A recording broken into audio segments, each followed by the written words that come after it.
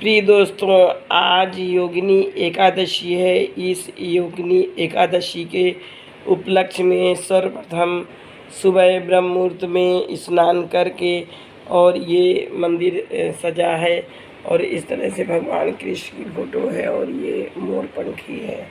ये कलश लगाया हुआ है, ये दीपक जलाए हुए हैं।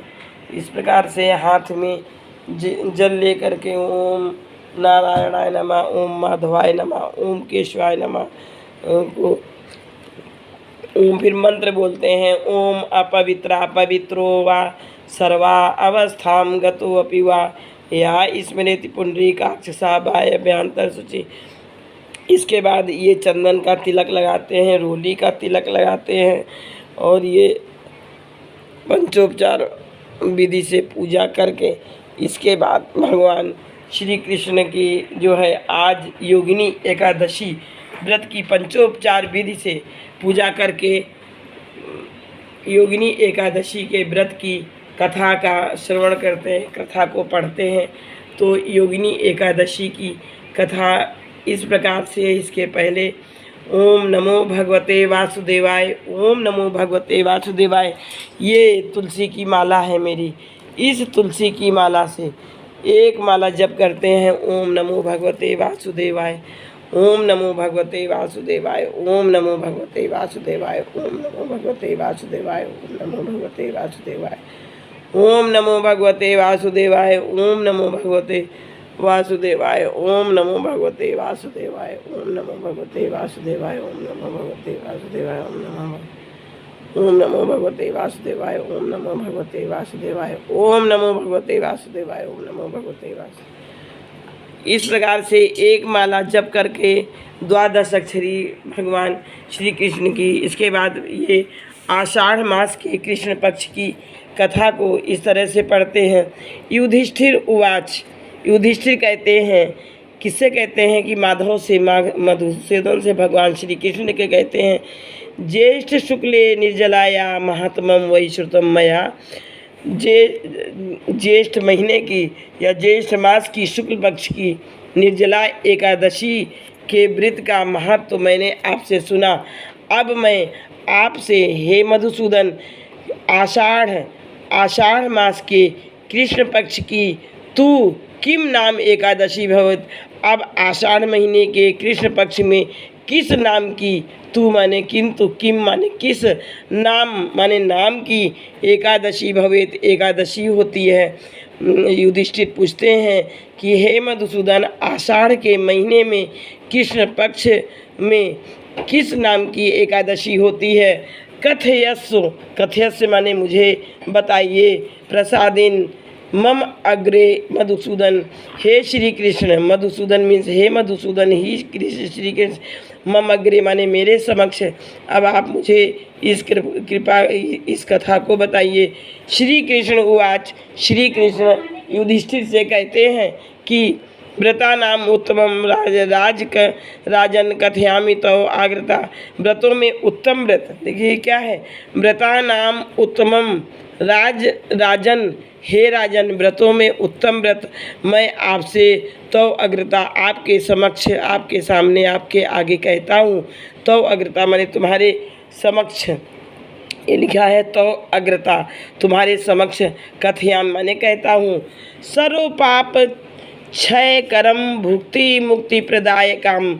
यह एकादशी कौन सी एकादशी? ये योगिनी एकादशी आषाढ़ महीने के कृष्ण पक्ष की योगिनी एकादशी क्या है? सर्व पाप क्षय करम, सभी पापों को नष्ट करने वाली, भुक्ति को भोगों को और मुक्ति को, भुक्ति माने ये सांसारिक भोगों को और मुक्ति को प्रदायकम देने वाली है। आषाढ़ स्यासिते पक्षे, स्यासिते मीन्स कृष्ण पक्ष की आषाढ़ महीने के स्यासिते पक्षे कृष्ण पक्ष की योगिनी नामता है।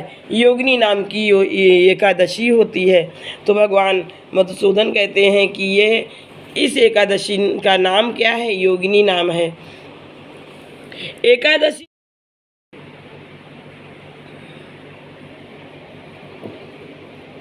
एकादशी निपश्रेष्ठ महापातक नाशिनी। हे युधिष्ठिर, ये यह एकादशी, ये आषाढ़ महीने के कृष्ण पक्ष की एकादशी महान पापों का नाश करने वाली है। संसार अर्णव मग्ना नाम पोत रूपा मन सनातनी, यह संसार सागर से पार करने वाली नौका है। ये सनातन की जगत त्रय सारभूता योगिनी इति नराधिप। हे हे हे युधिष्ठिर, ये जो है ये बात सभी लोगों में प्रसिद्ध है। हे मधुसूदन, प्रसन्नता से मेरे आगे कहें। श्री कृष्ण कहते हैं कि हे राजन, तुम्हारे समक्ष मैं सब व्रतों में उत्तम व्रत कहता हूँ। यह व्रत संपूर्ण पापों का नाश करने वाला है और मुक्ति को देने वाला है। आषाढ़ महीने के कृष्ण पक्ष में योगिनी नाम की एकादशी होती है। हे नृपश्रेष्ठ, यह एकादशी महापातकों का नाश करने वाली है और संसार समुद्र में डूबे हुए मनुष्यों को पार कराने वाली सनातन नौका रूप है। हे युधिष्ठिर, तीनों लोकों में यह योगिनी सारभूत है। इसकी पुराणों में जो पापों को हरने वाली कथा है उसे मैं कहता हूँ। अलकापुरी के स्वामी कुबेर शिव के बहुत बड़े भक्त थे।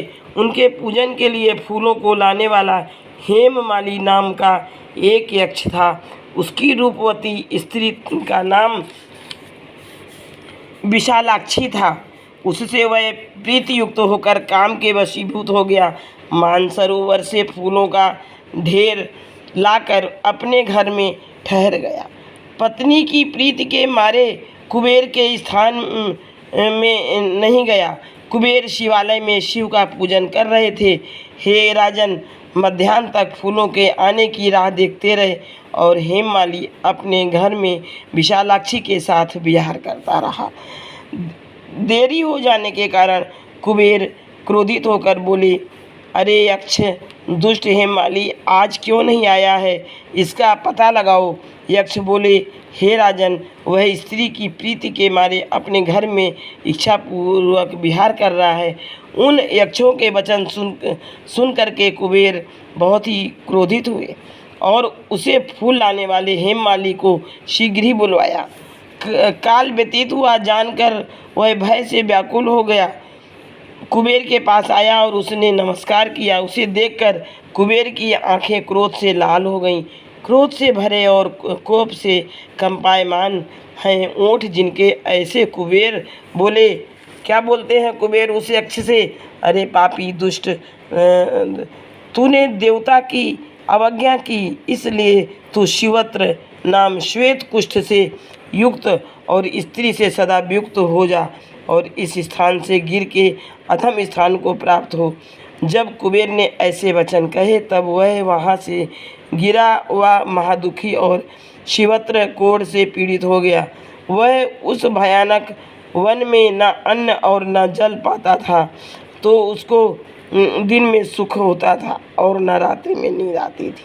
अब वह छाया में जाता तब उसके शरीर में पीड़ा होती और घाम में दाह होने लगता, परंतु शिव के पूजा के प्रताप की स्मृति नहीं गई। पापों के बोझ से दबा रहने पर भी उसको पहले कर्म का स्मरण रहा। फिर वह भ्रमता सब पर्वतों में उत्तम जो हिमालय है उसमें गया। वहाँ मुनियों में श्रेष्ठ जो तपोनिधि मार्कंडेय ऋषि हैं उनको देखा। उनकी आयु ब्रह्मा के 7 दिन की बराबर थी। ब्रह्मा सभा के समान जो ऋषि का आश्रम था उसमें गया। उस पाप कर्म करने वाले ने दूर से उनके चरणों में नमस्कार किया। तब मार्कंडेय मुनि उस कोढ़ी को देखकर होकर के उसके ऊपर कृपा करके उसे बुला कर बोले, हे मार्कंडेय ऋषि कहते हैं कि तुझे कुष्ठ रोग किस लिए हुआ है? तू किस लिए निंदित हो गया? उस बुद्धिमान मार्कंडेय द्वारा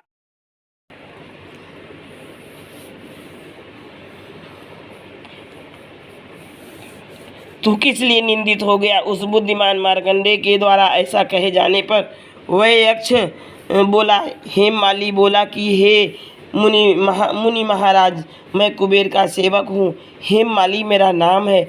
मैं प्रतिदिन मानसरोवर से पुष्पों का समूह लाकर शिव के पूजन के समय कुबेर को देता था।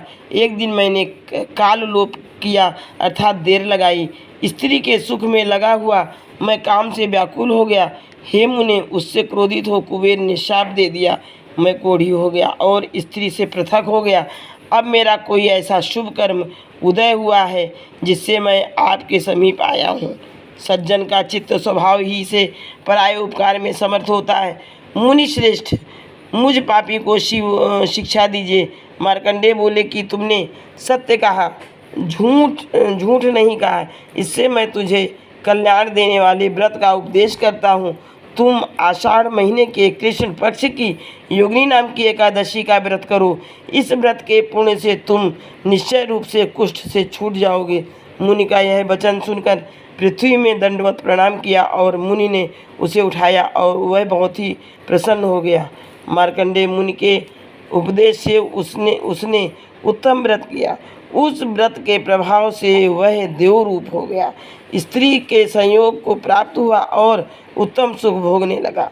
हे निपश्रेष्ठ, हे युधिष्ठिर, ऐसा योगिनी का व्रत मैंने तुमसे कहा जो 88,000 ब्राह्मणों को भोजन कराता है, उसके फल को योगिनी का व्रत करने वाला मनुष्य प्राप्त करता है।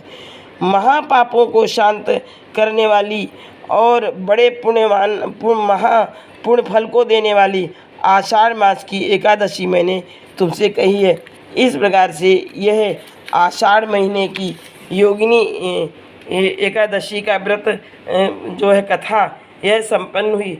अब जो है ओम नमो भगवते वासुदेवाय, ओम नमो भगवते वासुदेवाय, ओम नमो भगवते वासुदेवाय, ओम नमो भगवते वासुदेवाय, ओम कृष्णाय वासुदेवाय हरे परमात्मने, ओम कृष्णाय वासुदेवाय हरे परमात्मने, प्रणता क्लेशनाशाय गोविंदाय नमो नमः।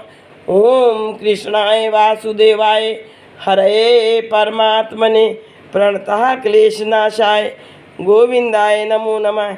इस प्रकार से मित्रों यह योगिनी एकादशी की पूजा विधि और जो है ये कथा संपन्न होती है।